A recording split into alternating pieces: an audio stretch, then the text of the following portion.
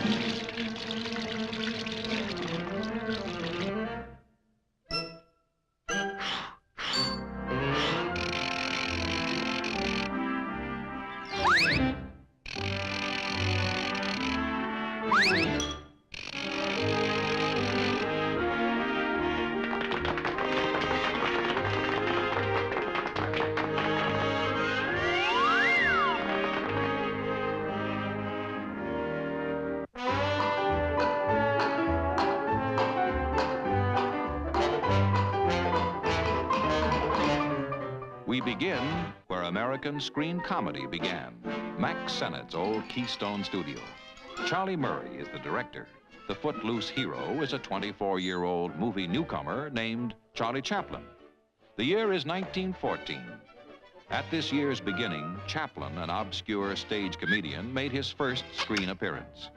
During the year, he turned out a staggering total of 35 pictures. By the year's end, he had become the most famous comedian in the world. The young Charlie Chaplin, swept so swiftly to fame, was to grow into a figure of controversy. But in 1914, all that lay undreamed of decades in the future. Whatever one may think of Chaplin, these films, made so long before the troubled times, are blameless. A replacement is quickly recruited. Walrus-mustached Chester Conklin, the little eternal loser in big pants, another Keystone immortal.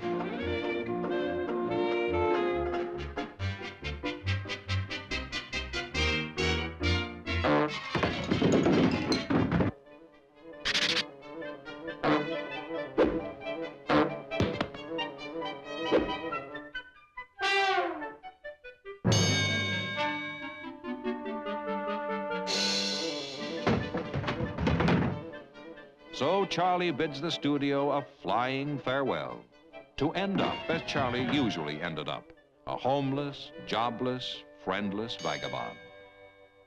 We iris in on a scene of touching domestic bliss. Whoops! The beloved Mabel Norman plays Charlie's pocket-picking wife. Mabel discovers a mash note from one of Charlie's admirers. Like most of the Keystones, the Chaplin films were shot without a script, off the cuff. The actors ad-libbed their stuff as they went along. Scenes requiring split-second timing were made in this fashion, and they were rarely taken more than once. The reason for this method was economy, but the result was sometimes a brand of spontaneous fun unapproached since the passing of silent comedy.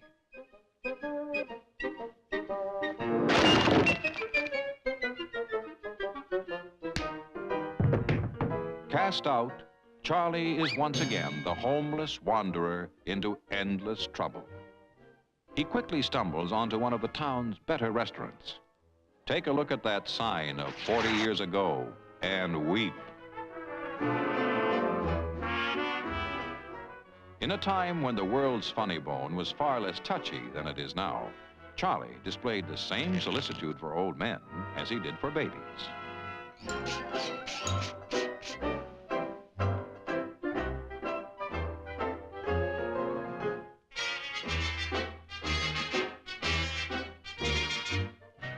Charlie's dainty dinner companion is Mack, famed Ambrose of the old Keystones. Like most of the films produced during Charlie's busy first year, this picture was directed by Chaplin himself.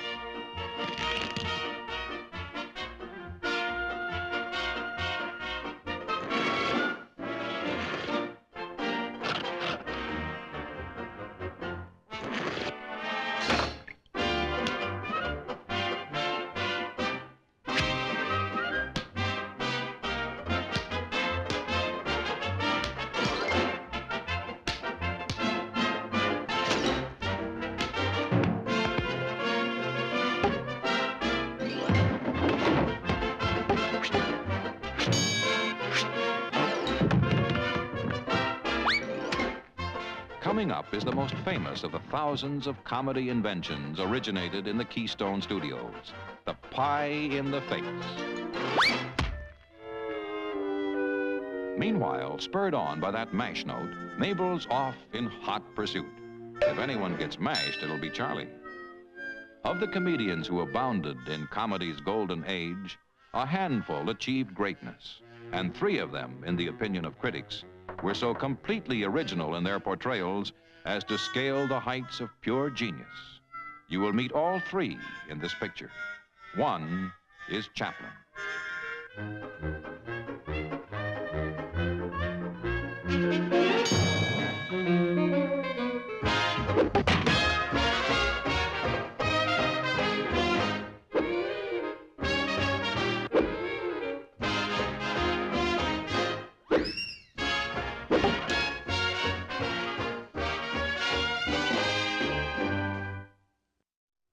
Revving up our sleek racers of 1914, among them a unique propeller car. There was hardly a local race, parade, or fire that failed to bring out a Keystone company eager to utilize the crowds and excitement as a free backdrop.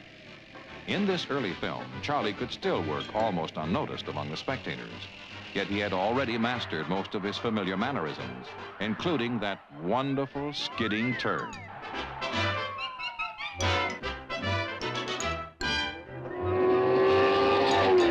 Flirtatious Charlie has just begun to make time with Mabel when her boyfriend, myopic, bristling little Chester Conklin, tries to fracture their romance. It's a trite situation, one used over and over again in the Keystones.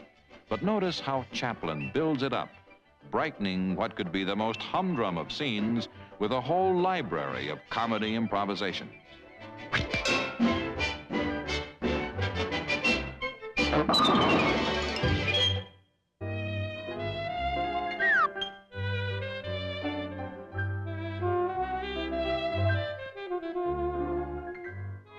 Close-ups of the young Chaplin are rare. This is one of the best. He was soon to bid Keystone goodbye, increasing his salary 20-fold in 2 years. The Chaplin story of fabulous success and fabulous trouble was just beginning on this bright September day, 45 years and 2 world wars ago. Across the decades from a sentimental age peers Mabel Normand, with her partner, Roscoe Fatty Arbuckle. As Fatty and Mabel, they were beloved by the fans of 1916, and their appeal is still apparent in this little valentine of a comedy which has remained fresh and charming through the passing years. Of course, there must be a villain. He's jealous Al St. John, the boy Mabel left behind.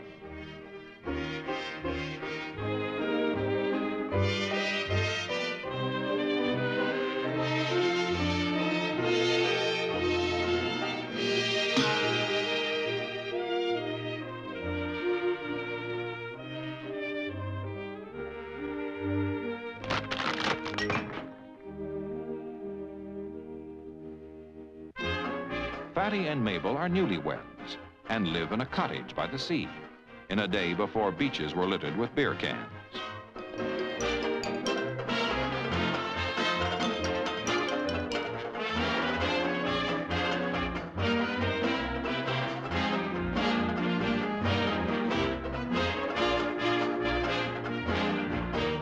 At least one graying moviegoer remembers viewing this tender domestic sequence as a child. Across the lives of madcap Mabel and jovial Fatty alike were to pass the shadows of scandal, ill fortune, and early death. But that, too, was the undreamed of future in these gay Keystone days.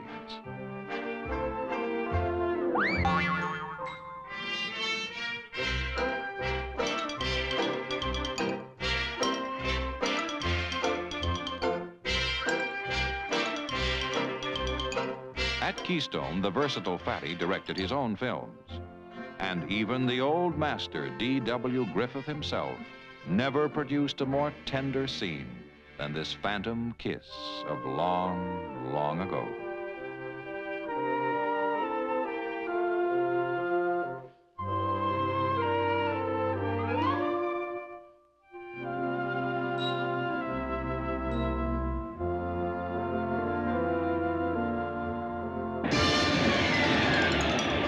Later that night, the storm.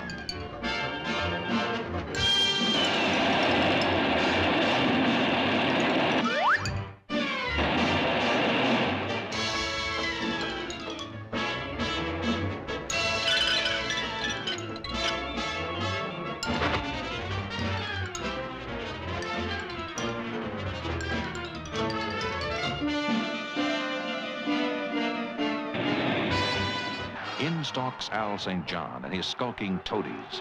So Mabel prefers Fatty to him. He'll show them both. His dastardly deeds screened by the sounds of wind, rain, and surf. He'll float their cheesebox cottage to its doom at sea.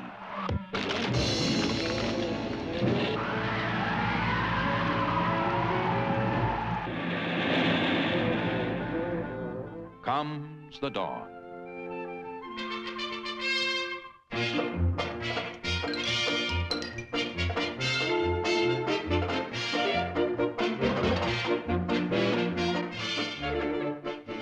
My goodness, wonders Fatty, did Mabel leave the bathtub running? Do the television-fed kids of today ever thrill as did the kids of old, crouched down with eyes big in the magic darkness of the local bijou, as scenes like this staggered their imaginations?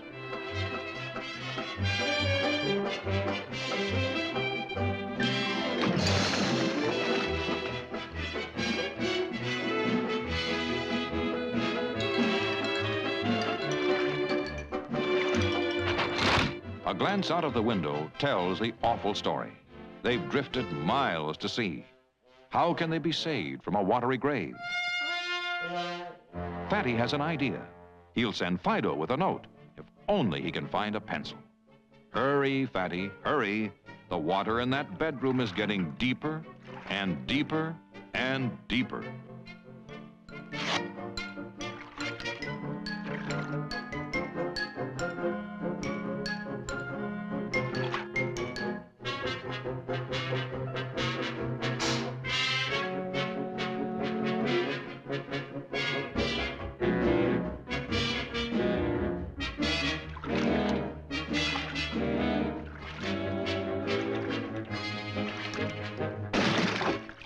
The water has risen to Fatty's shoulders. If they don't get out of that sinking room soon, Fido needn't bother delivering that note.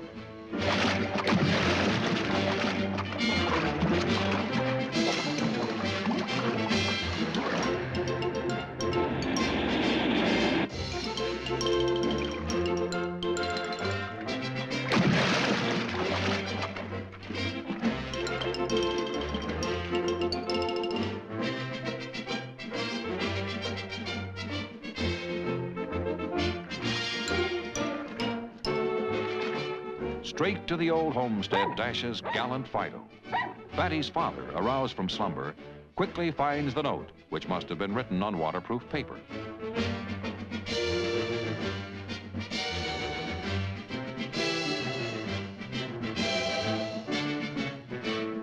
A cry for help, and the film shifts gears to the kind of chase climax that had become Keystone's trademark everywhere in the world, and which made all other moving pictures look like they were standing still.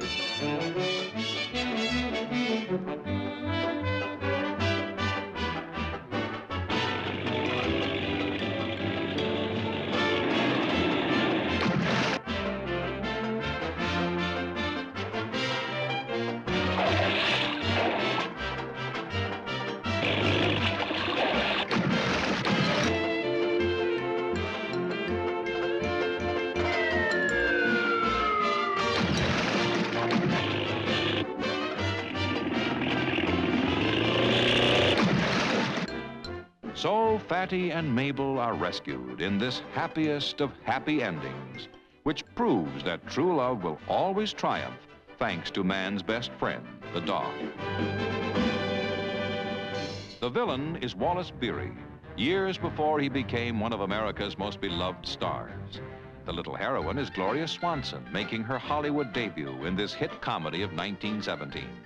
The equally little hero is Bobby Vernon. Gloria, an heiress, loves Bobby, but she's in the clutches of her crooked guardian, Wicked Wallace. With his equally wicked sister, Beery receives word that the auditors are coming.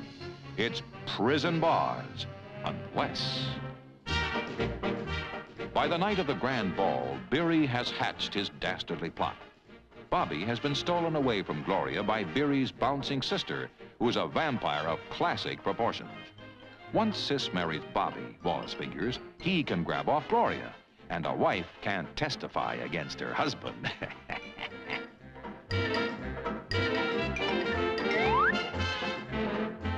While in a secluded corner, Wally works his wicked wiles, Sis and Bobby go two-stepping in society.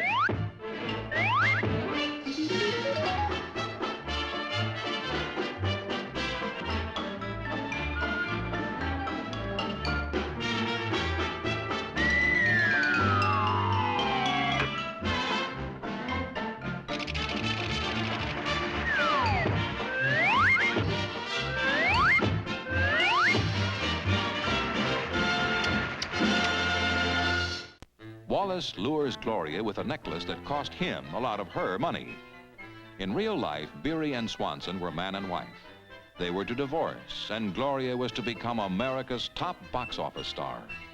For Wally, however, the pinnacle of success lay 15 years in the future. Gloria finds the note, which, like all movie notes, tells everything at a glance.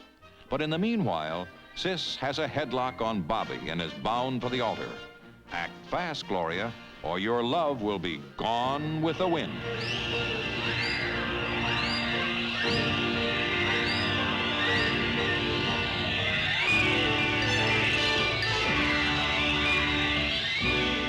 At Keystone, when it stormed, it stormed.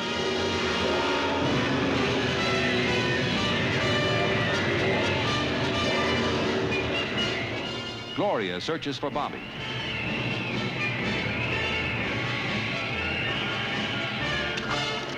Wallace searches for Gloria. There are ways to stop even a woman from talking. Dawn's early light finds the groom still ungroomed. The storms vanish, and so have Sis's chances. But Beery's got Gloria. He sneers. You can tell your story to the angels. The expresses do, and she's sure to catch it in the middle of the morning. Gloria has one chance. She'll summon her pet Teddy, the famous Keystone dog.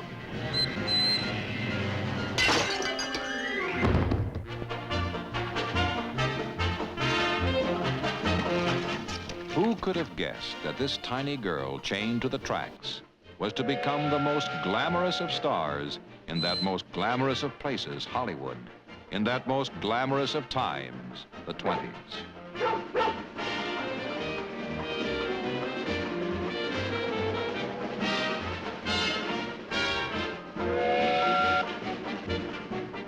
Bobby receives Gloria's pleas for help by dog mail, which at least hasn't increased the postal rates.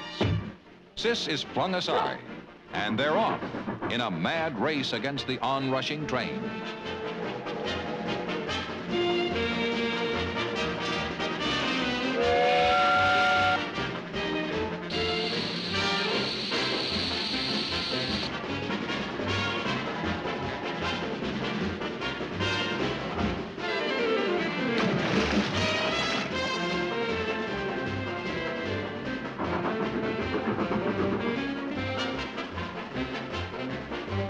While Bobby makes love, Teddy takes action. In the old melodramas, if it weren't for dogs, there wouldn't have been a heroine left.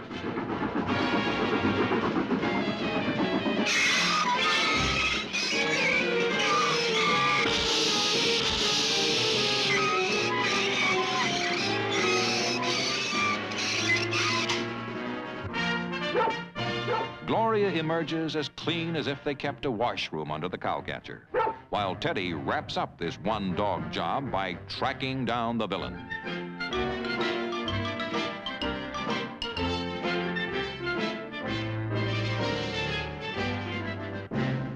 Teddy gets Wally, Gloria gets Bobby, Sis gets jilted. So ends our story, as these happy lovers of the good old days at Keystone mount the locomotive and toot off into memory.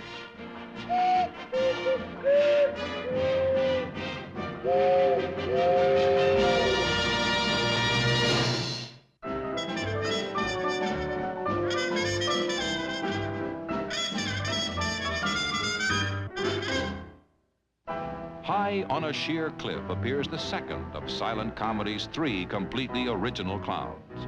White-faced Harry Langdon, the immortal, trustful baby in a wicked, wised-up world.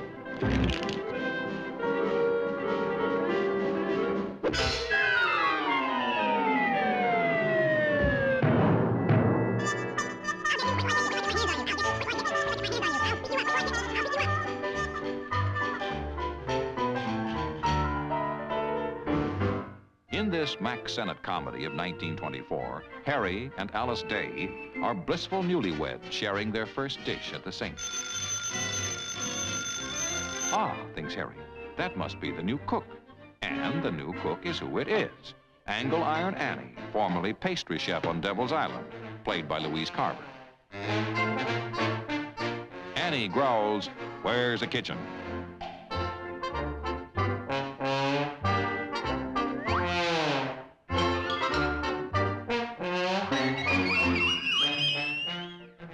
After dinner, Annie, drawing softly on her fish hair perfecto, puts away the dishes.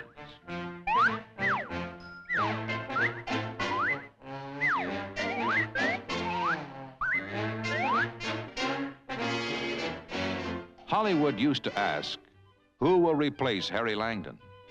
In the quarter century since his passing, the answer has become clear: nobody.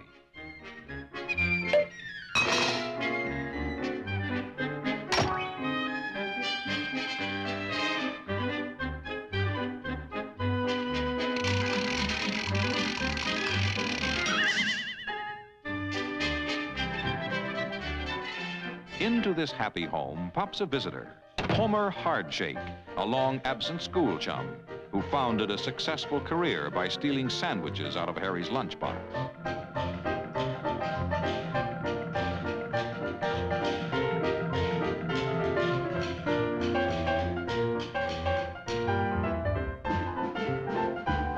Homer snuggles in on Harry's wife. And where's Harry? By providing the music, of course.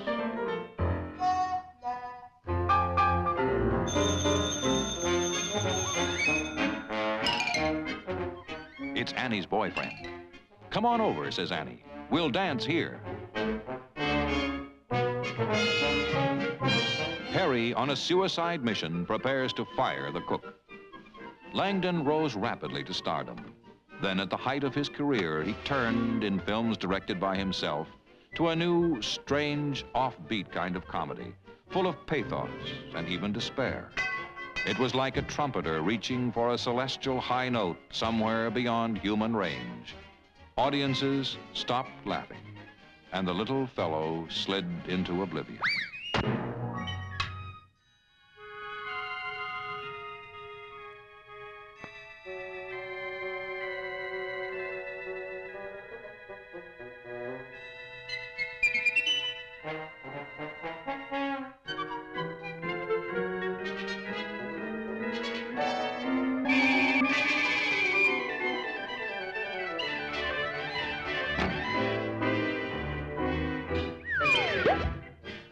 Next morning, the second attack.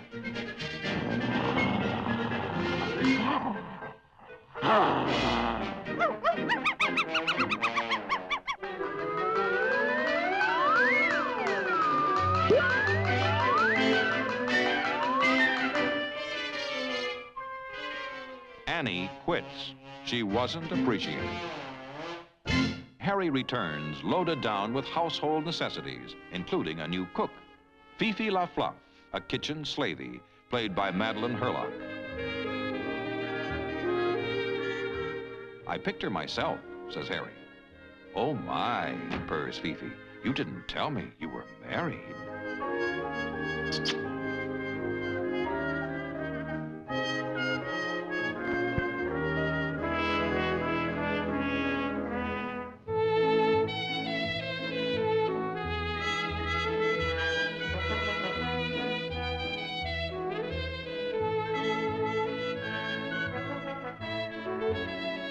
"Get me the poor dear slippers," orders Fifi. "Boy, she's good," whispers Harry. It's a stormy night outside and in. Fortune-telling Fifi sees dark happenings ahead. Meanwhile, sneaky Homer tells Alice that Harry was the 8th grade's worst playboy.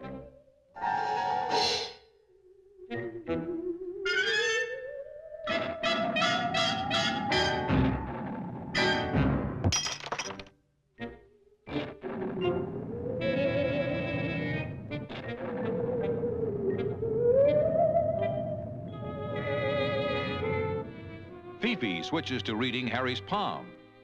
He never had it so good. Alice asks Harry for a drink of water. And where's the water? Why, it's across that dark, spooky dining room in that dark, spooky kitchen. Fifi says goodnight, while Homer works to get Alice into his pudgy clutches.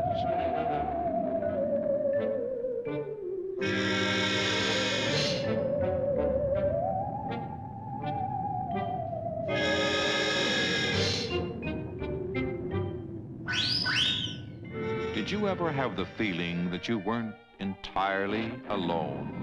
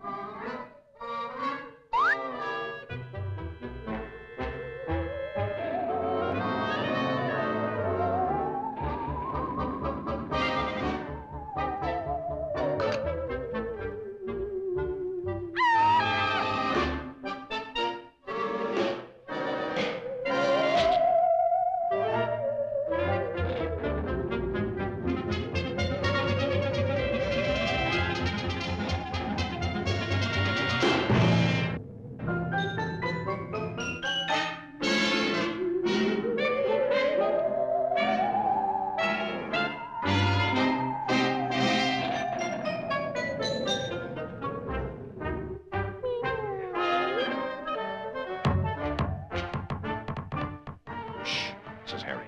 He's right behind me.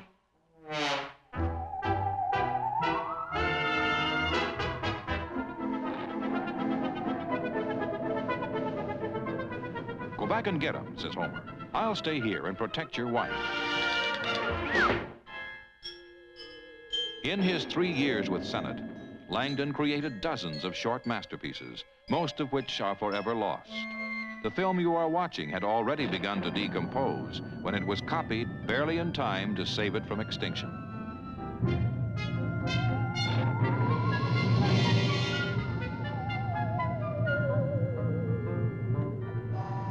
No one better expressed the spirit of silent comedy than the hesitant, wistful Langdon, who, as one critic put it, looked as if he wore diapers under his pants and had the face of a baby dope fiend.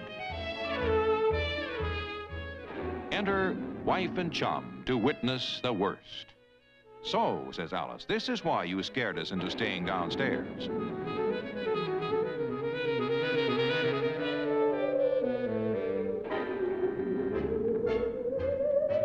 For many a comedy fan, one of life's long vanished pleasures is the sight of Langdon in bird-like panic, his hands full of swooning femininity.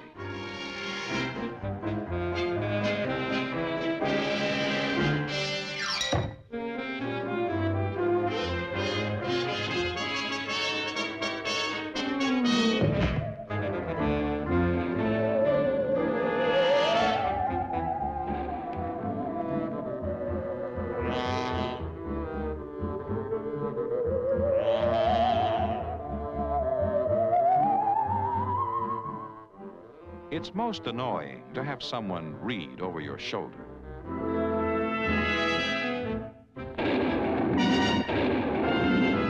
Another note. These must be the ghosts of departed mailmen. Your wife is about to leave the house with a dangerous criminal, signed the Tall Dark Man.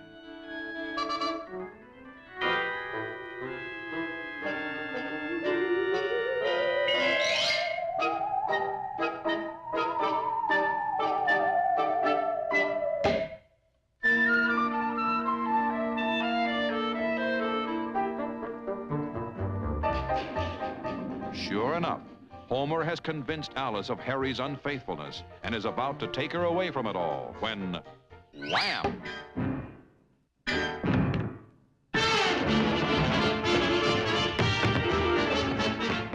The mystery explained.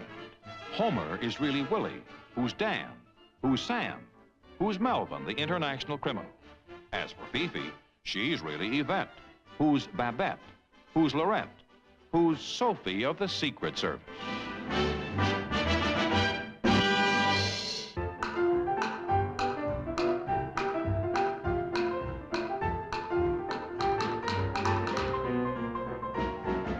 An exalted figure of the early 1920s was the inventor, who within a few years had brought the average man such wonders as the automobile, the motion picture, and the wireless radio.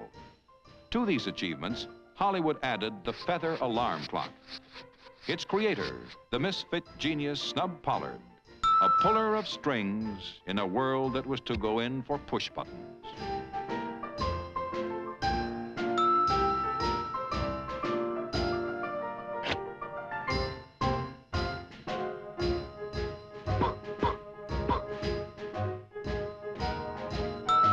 Since this Hal Roach comedy was filmed, we've filled our kitchens with gadgets. But no housewife today can make breakfast as slick and quick as Snub could back in 1923.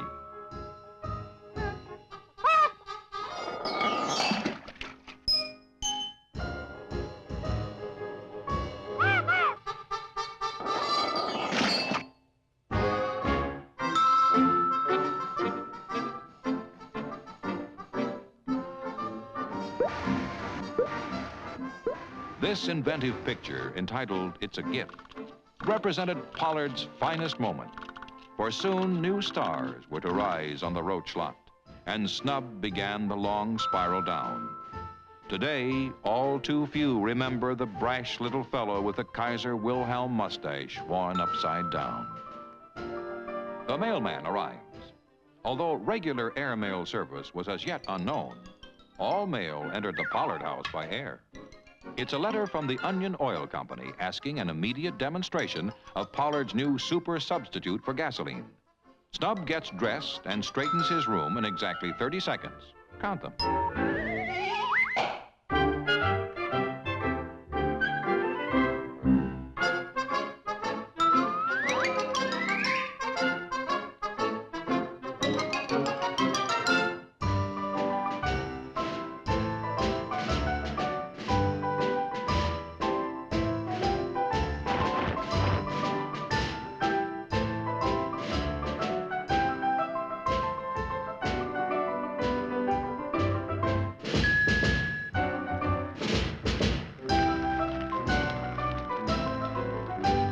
With a flick of the finger, Snub transforms garbage can into garage.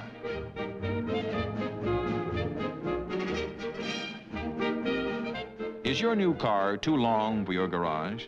Does it cost too much to run? Is it too big to park? Snub had all those problems licked back in the days when Harding was president. Oh, come with me, we'll travel far. Come with me in my magnet car. No gas to buy, no mechanics to see. The very last word in economy.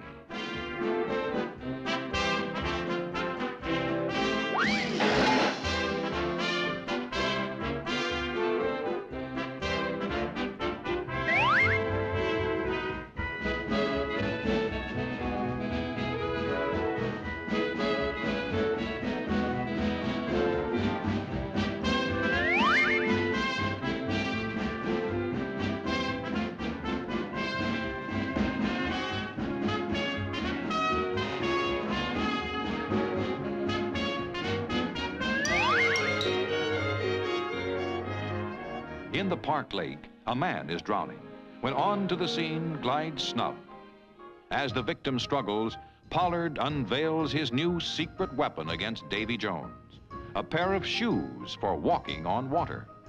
It's an awe-inspiring moment. The policeman dons the shoes. The crowd is hushed. Pollard makes a few last-minute adjustments. Then, a step into history. Oh, well. Back to the old drawing board.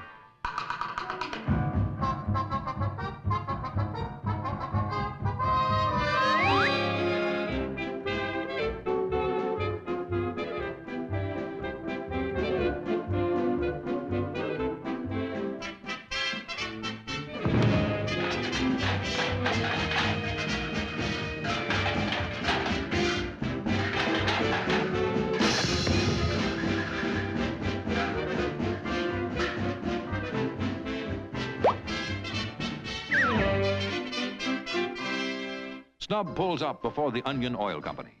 The board of directors hastens to greet him. If Pollard's gasoline substitute proves successful, The only use for petroleum will be to grease pigs at county fairs. The finest cars 1923 had to offer have been assembled for the test. Snub passes around eyedroppers, then proudly produces a single test tube containing his miracle fluid, Moose, which is Zoom spelled backwards. 1 drop for ordinary cars, says Snub, a half drop for flibbers. A drop of Moose in every motor, an oil tycoon behind every wheel. Can Pollard's elixir possibly be powerful enough? Powerful enough? Goodness gracious. Snub, you made the stuff too strong.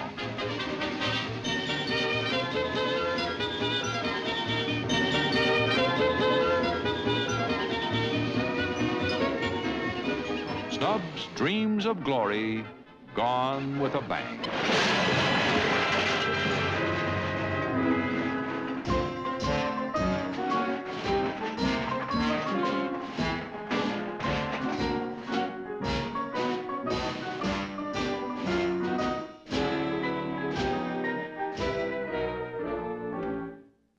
Well, that winds up that experiment. Undaunted, Snub Pollard scoots back among the forgotten in one of the most graceful exits ever afforded a comedian.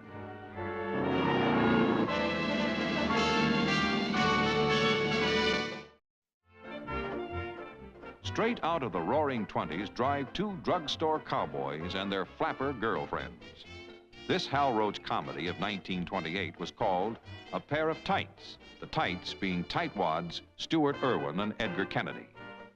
Edgar is overjoyed when Marion Bryan suggests ice cream cones, just the thing to spoil their appetites for dinner.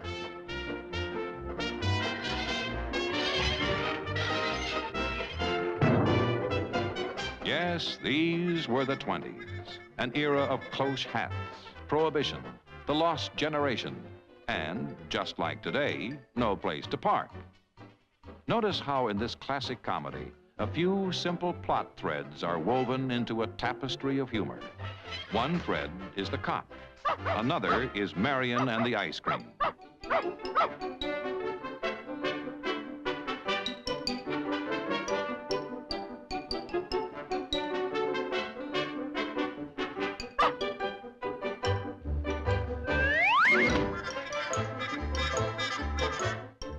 Edgar Kennedy, around since the movie's earliest days, was one of the original Keystone Cops.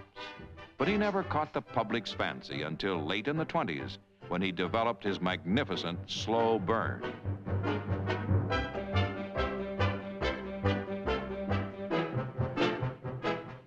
Once again, the cop.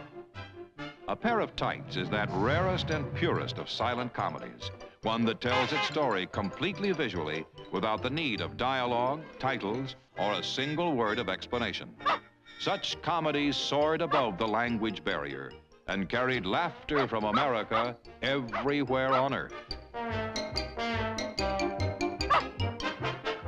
True, we've had short skirts since then, but never skirts so delightfully short, nor girls so cute as in the breezy 20s.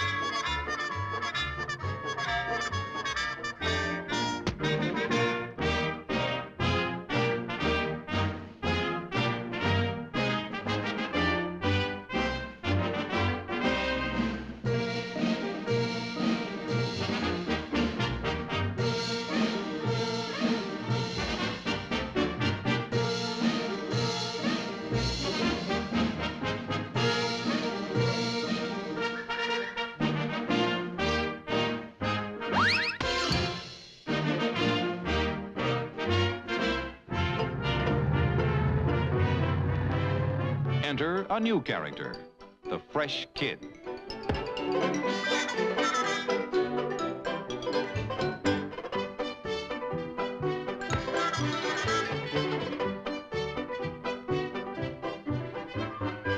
Hey, Dad, throw me another nickel.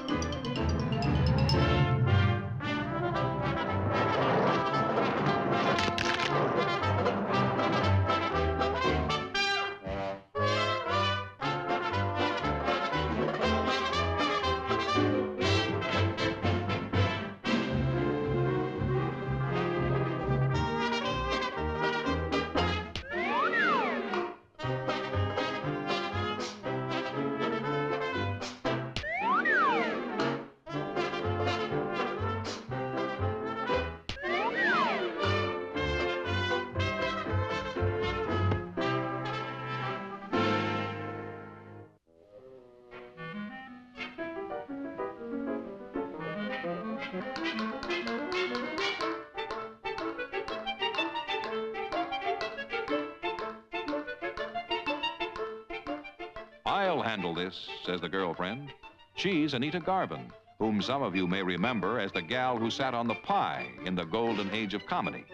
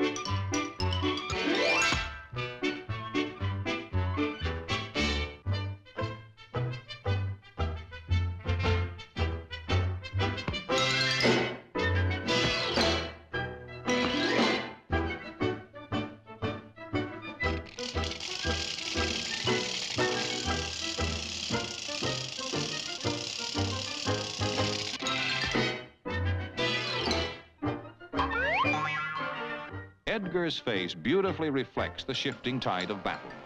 No little shrimp is going to smack his girl around.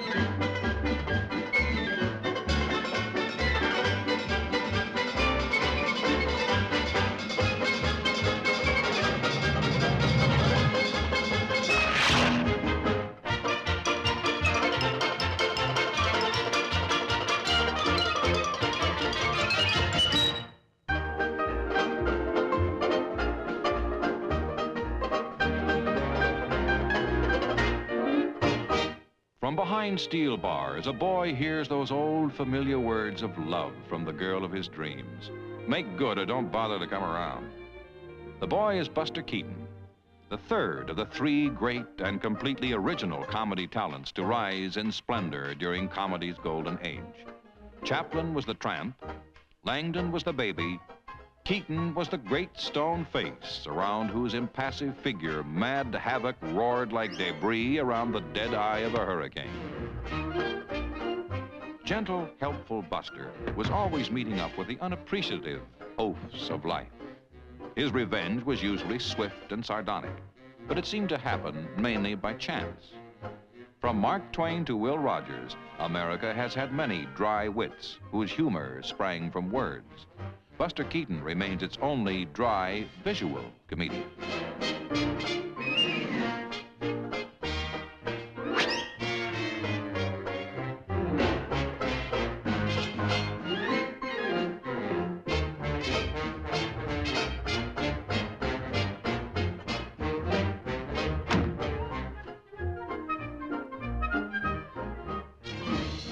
Uh-oh, a cop. Determined to succeed, Buster takes on his first client, a man who wants to move his household furnishings.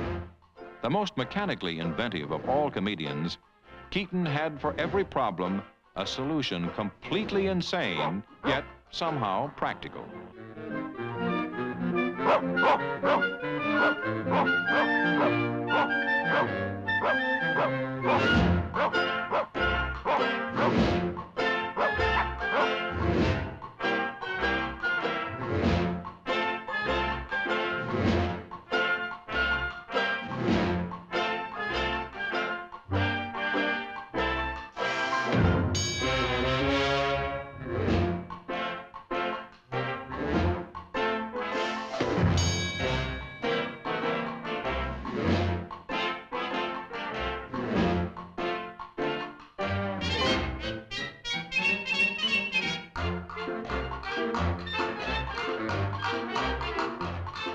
Hearts quicken on this day of days, the day of the annual policeman's parade.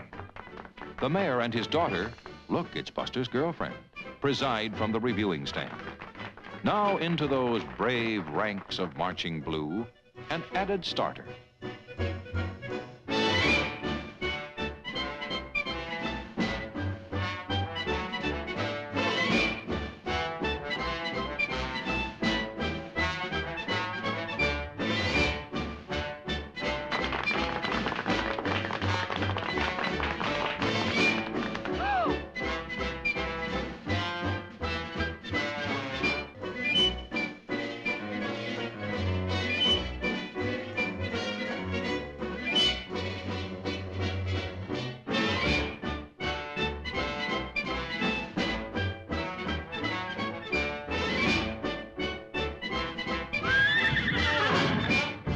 On the roof above, an anarchist.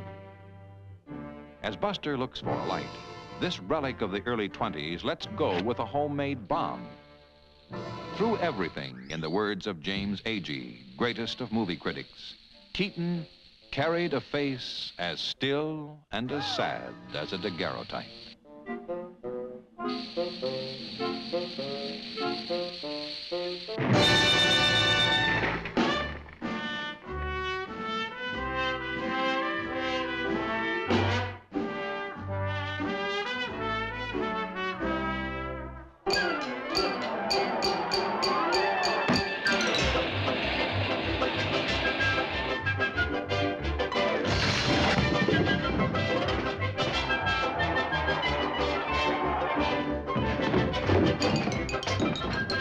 My, says Buster's client, do you suppose anything could have happened to our furniture? Well, he continues, can't wait any longer. Got to go to work. Another cop.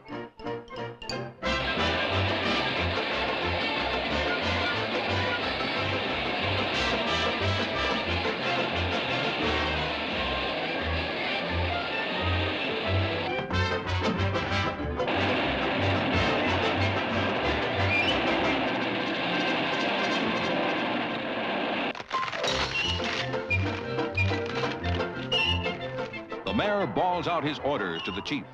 The proudest police force in all the land has but a single mission: get Buster.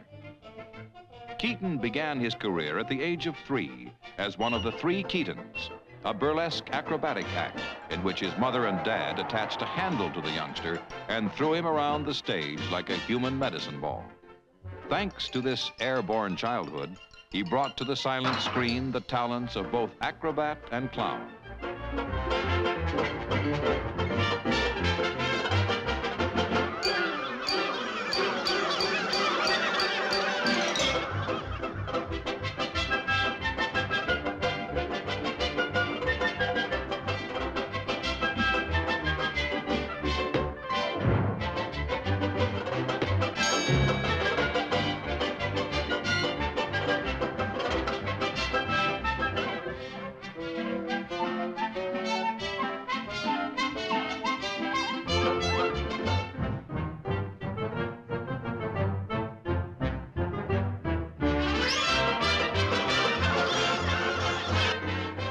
That's queer, muses Buster's client. That pile of smashed up junk looks just like my furniture.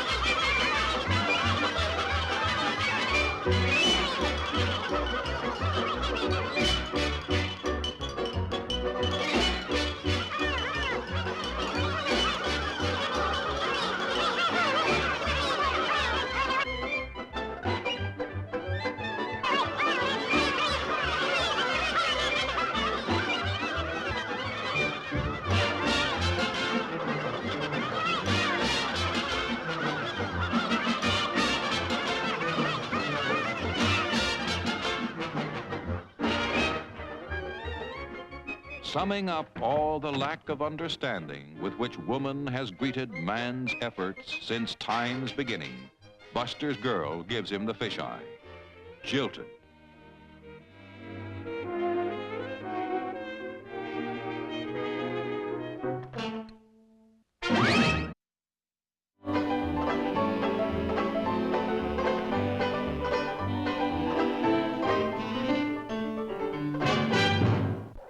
From out of a white wilderness, where 'neath northern lights men muck for gold, mushes a mishmash of muskies.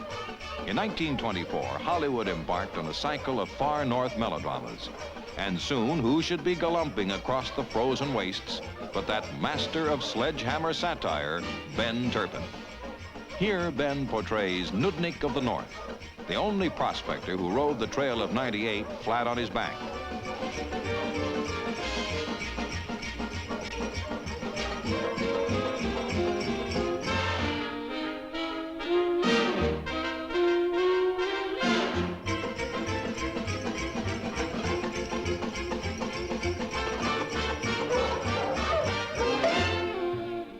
of 57, Lord preserve us, what a pickle. And what a free plug. The weary prospector collapses. Then, in the unearthly stillness, weird happenings. Now, what would you expect to emerge from those igloos? If this were a modern picture, it would be monsters. But back in the 20s, it had to be the Mack Sennett bathing beauties. Introduced in 1912, the Sennett girls brought cheesecake to the screen and popularized the one-piece bathing suit. From their ranks rose such stars as Gloria Swanson, Phyllis Haver, Bebe Daniels, Sally Eilers, and Marie Prevost. Names that brightened a time when those of us who are old were young, and those of us who are young had not yet been born.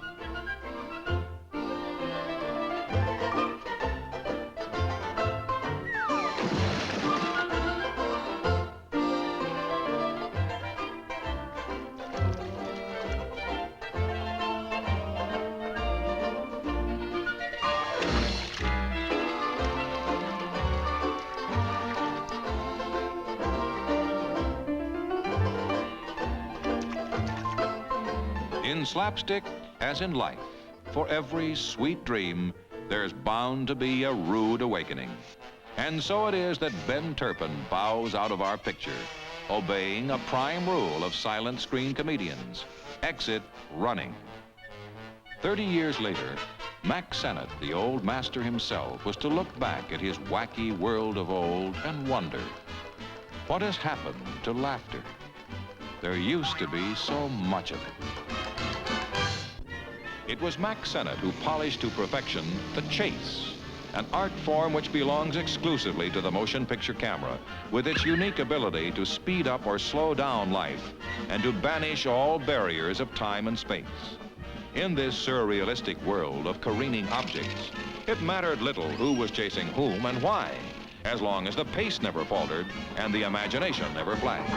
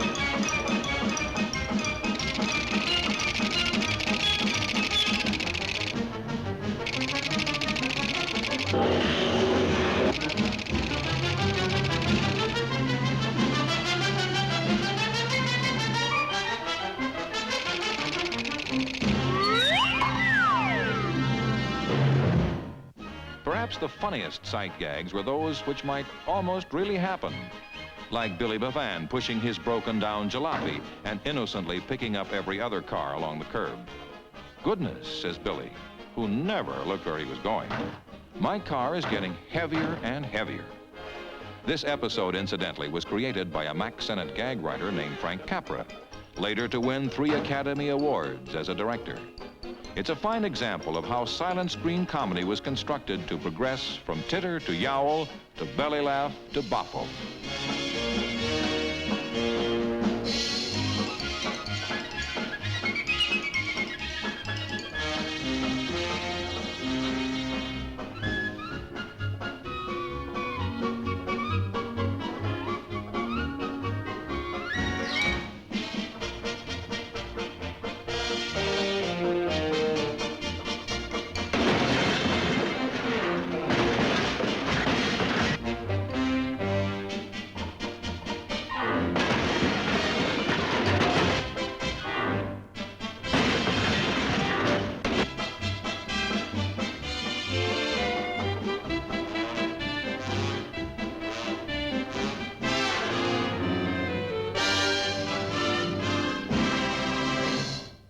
Another Sennett sight gag favorite was the comedy of surprise, a delightful form of humor as rare today as a celluloid collar. In this example, the peeper is Billy Bevan, that peeped upon Madeline Hurlock, one of the loveliest of the Sennett girls.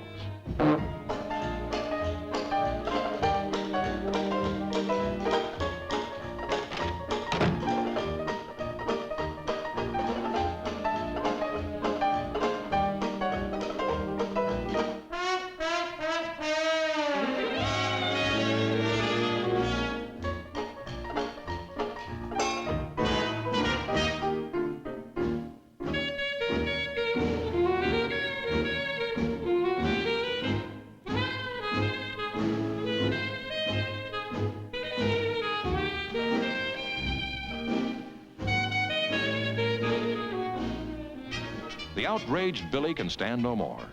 And here we come upon another Sennett trademark. Gag piled upon gag in action so fast that the audience is dazzled. "Help!" cries Billy. "Drop your nickel," says the operator.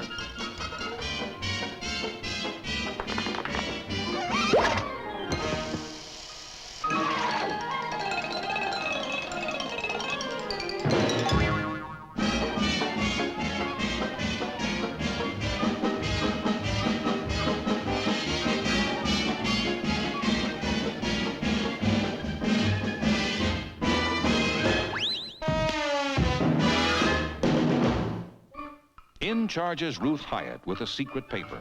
Close behind comes Cupid Morgan, the arch villain. At stake is a plan for making clam chowder out of codfish heads, a priceless formula that enemy powers will stop at nothing to possess. And so the stage is set for another Mack Sennett chase. Billy has climbed out of many a bedroom window, but never before in the cause of clam chowder.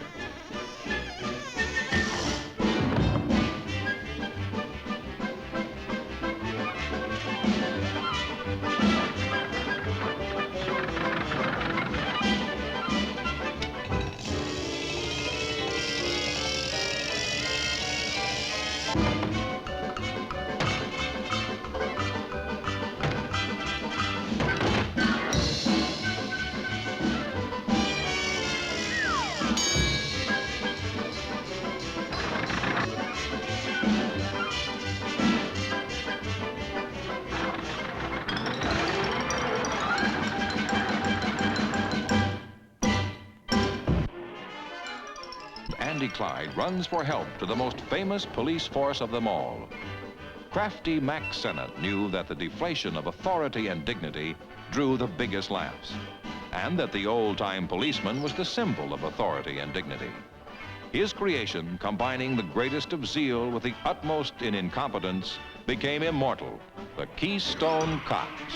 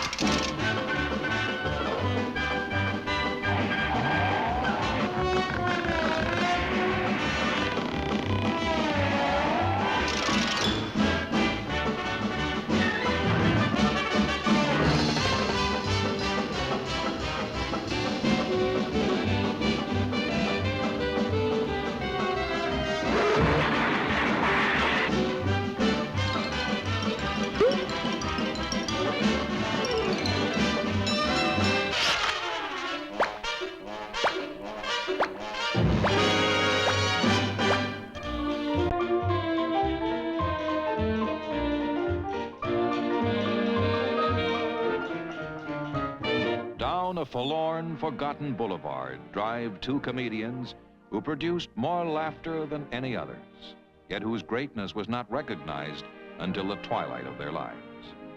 In an editorial, the New York Times was to think of skinny Laurel playing against fat Hardy as a bull plays against a fiddle, and to recall the gay, ingenious music. But that was after Oliver Hardy could no longer hear the applause. In 1929, Laurel and Hardy, portraying Christmas tree salesmen in sunny California, bumbled head-on into Jimmy Finlayson, a canny Scot comedian who looked eternally like he'd been weaned on a pickle. The result, was a little film called Big Business, regarded today as one of the comedy classics of the silent screen.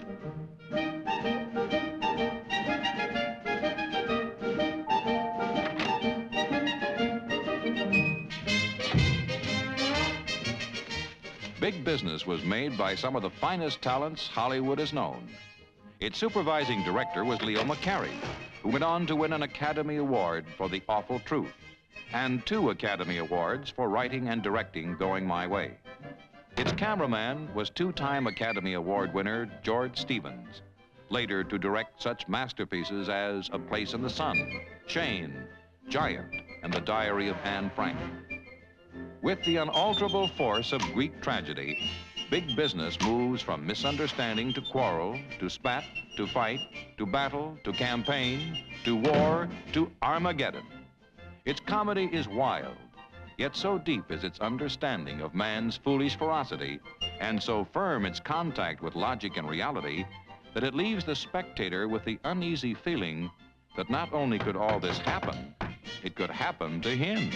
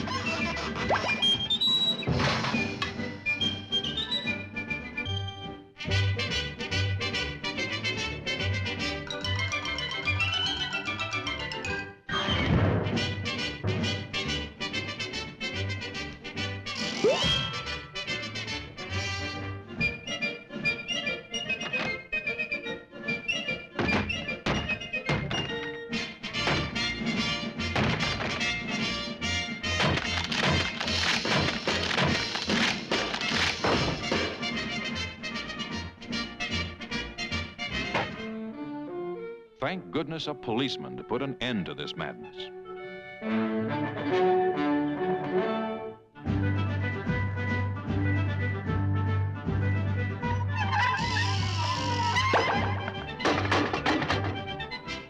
Cautiously, the arm of the law sizes up the situation.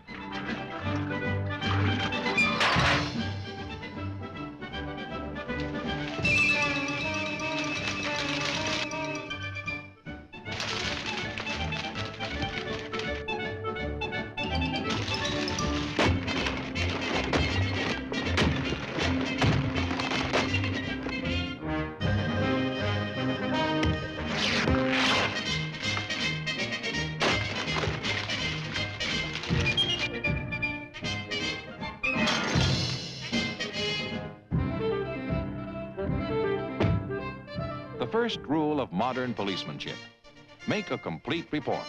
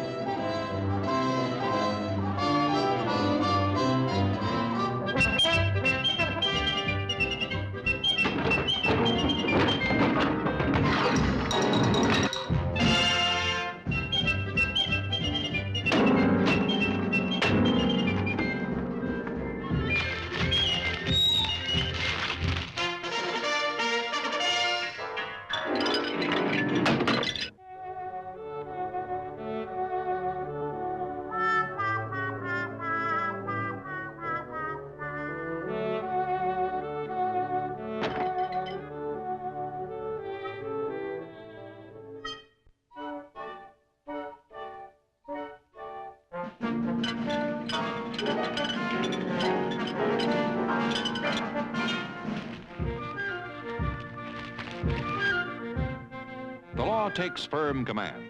Now, says the cop, who started all this?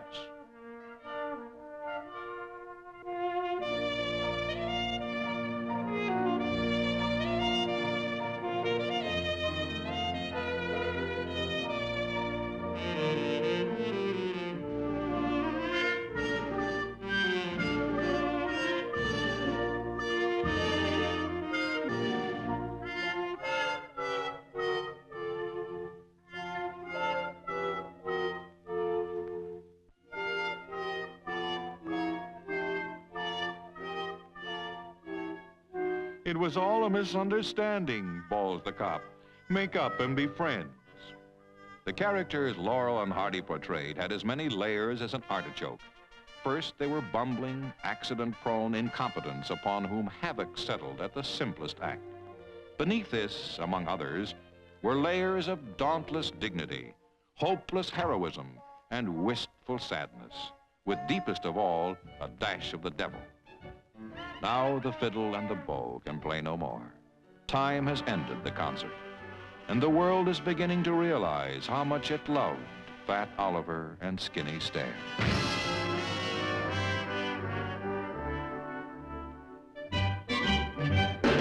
So ends our visit to the era of the great silent clowns, who mass-produced laughter and sold happiness, and who passed into oblivion just before the years when the world needed them most.